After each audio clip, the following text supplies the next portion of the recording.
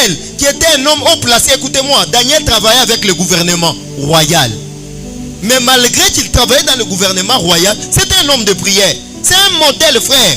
Il est bien positionné. Daniel a fait des jeûnes de 21 jours. Quelle est la dernière fois que tu as jeûné? Si tu as jeûné pendant longtemps, c'est 2 jours. Ou peut-être c'est 3 jours.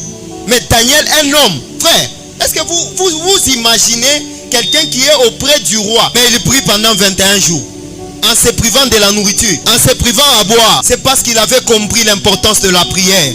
Toi, c'est juste un peu. Dieu t'a promis, tu n'as pas vu. Au lieu que unaanza kutompola, unaacha na kwa kumisa. Dieu a nini? Parce que tu n'as pas vu l'accomplissement de la promesse. Pourquoi vous faites le contraire de ce que Dieu dit dans sa parole? En réalité, si tu ne vois pas l'accomplissement, qu'est-ce qu'il faut faire? Il faut aller auprès de Dieu.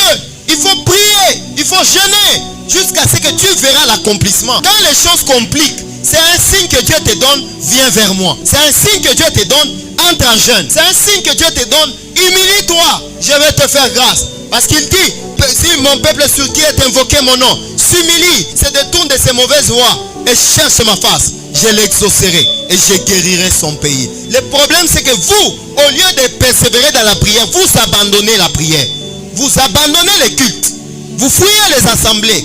Voilà pourquoi le diable peut facilement vous accabler. Il peut vous maîtriser. Il peut vous rendre vulnérable. Il peut faire de vous tout ce qu'il veut. Parce que vous n'obéissez pas à la parole de Dieu.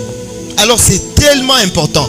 Mais la bonne nouvelle que j'ai pour vous ce soir, c'est que grâce à la Pâque que le Seigneur a instituée, même Pharaon a cédé. Il a relâché le peuple de Dieu. Il a relâché les biens du peuple de Dieu. Ils sont allés non seulement avec leurs biens, même avec les biens des gens qui étaient là-bas, même des Égyptiens. Ils sont allés avec. Je suis en train de dire à quelqu'un, par la Pâque, j'aimerais te dire, non seulement tu auras les bénédictions que le diable avait pris dans ta vie, mais tu vas avoir même les bénédictions que tu n'avais pas. Dieu va t'accorder tes bénédictions, mais il va aussi restaurer même les bénédictions que tu ne pensais pas.